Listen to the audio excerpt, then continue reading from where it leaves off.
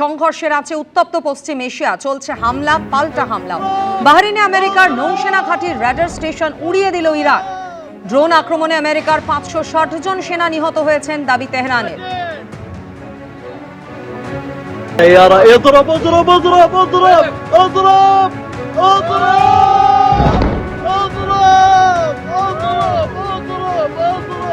অন্যদিকে ইসরায়েলের জনবসতিতেও হামলা চালানোর অভিযোগ ইরানের বিরুদ্ধে। আবুধাবির পোর্ট জায়েদে দেখা গেছে ধোঁয়ার কুণ্ডলী।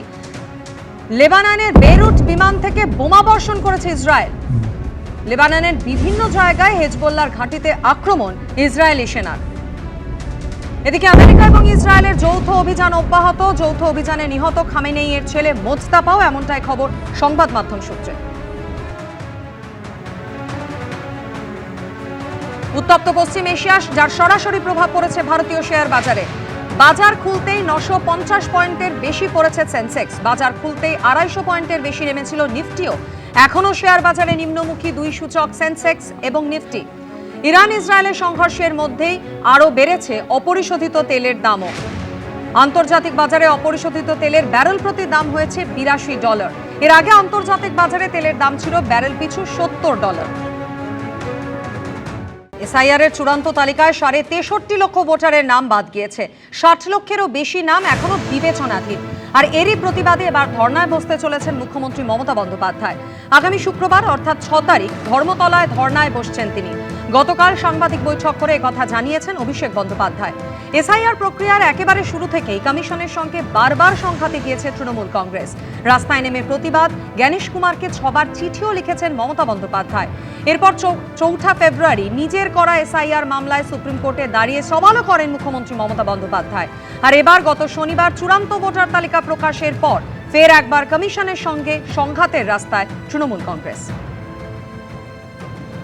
6 তারিখ মেট্রো চ্যানেলে মমতা বন্দ্যোপাধ্যায় নিজে এই নিয়ে প্রতিবাদ কর্মসূচি নিয়েছে। তিনি অবস্থান বিক্ষোভ এবং ধর্নায় দুপুর 2টো থেকে নিজে বসবেন।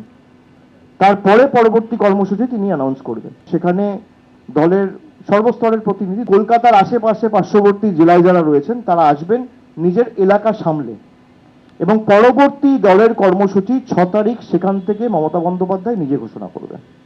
এর আগে এসআইআর এর প্রতিবাদে ধর্নায় বসার হুঁশিয়ারি দিয়েছিলেন খোদ মুখ্যমন্ত্রী মমতা বন্দ্যোপাধ্যায়।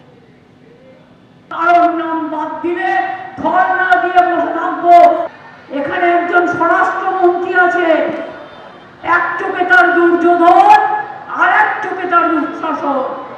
এসআইআর কোনো মতেই আটকানো যাচ্ছে না, এটা বুঝে মরিয়া হয়ে একটা কিছু করতে চাইছেন মুখ্যমন্ত্রী, কটাক্ষ করেছেন বিজেপি নেতা রাহুল সিনহা। এখন বুঝছে হাজার চেষ্টা করেও এসআইআর কে আটকাতে পারছে না। এসআইআর কে আটকাতে পারছে না, যে কারণে এখন একটা কিছু তো করতে হবে। সেই কারণে এখন পথে বসছে। এরপরে পথ থেকেই আউট হয়ে যাবে।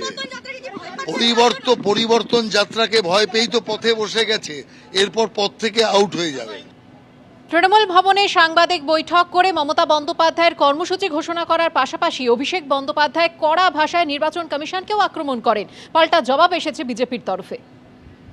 যার মীমাংসা হয়ে গেছে 21 তারিখে পোর্টাল ফ্রিজ হওয়ার আগে অবধি, সেই কেসগুলো কার অঙ্গুলি হেলনে, জোর জবরদস্তি, কাদের কথায়,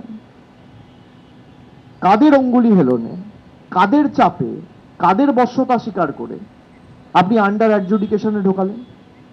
এই কারণে এসআইআরকে আমরা বলেছিলাম সাইলেন্ট ইনভিজিবল রিগিং, চুপি চুপি ভোটের কারচুপি। নাম থাকার পরেও, ম্যাপিং হয়ে যাওয়ার পরেও যদি আপনি ডিলিট করেন, প্রকাশ্যেও আনবো, সুপ্রিম কোর্টেও জমা দেবো। ওয়ার্ন করে দিয়ে গেলাম আজকে। পালানোর পথ খুঁজে পাবেন না। আপনাকে যদি এক্সপোজ না করতে পারি আমি রাজনীতি করব না। রাজনৈতিকভাবে ভারতীয় জনতা পার্টি এবং পশ্চিমবঙ্গের মানুষ তৃণমূল কংগ্রেসকে হারাবে, সেই পরিস্থিতি তৈরি হয়েছে। সুপ্রিম কোর্টে এসআইআর সংক্রান্ত প্রথম আবেদনের পর প্রথম যে নির্দেশনামা বেরিয়েছিল, এই অভিষেক বন্দ্যোপাধ্যায় বলেছিলেন যে কোর্টে হারিয়েছে এবং ভোটেও হারাবো। এখন সেই আস্ফালন কোথায়? এখন পরাজিতের হতাশা কেন আমরা দেখছি?